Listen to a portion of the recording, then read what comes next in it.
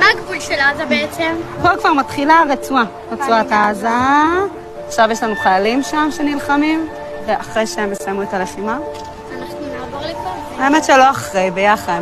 חבל על הזמן. כן. מתי זה יקרה? תפתח יומן, פחות משנה.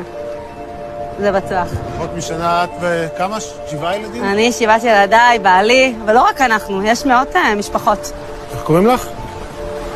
הדס. את רוצה לעבור לעזה? כן, אני רוצה. למה?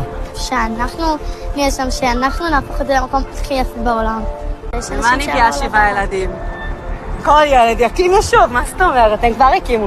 מה יקרה לילד הערבי שגר עכשיו בעזה כשאת תבואי לגור שם?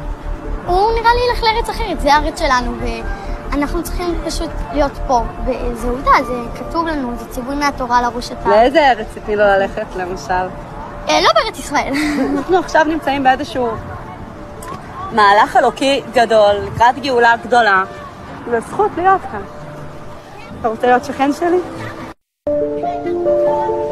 מה הגבול של עזה בעצם? פה כבר מתחילה הרצועה, רצועת עזה.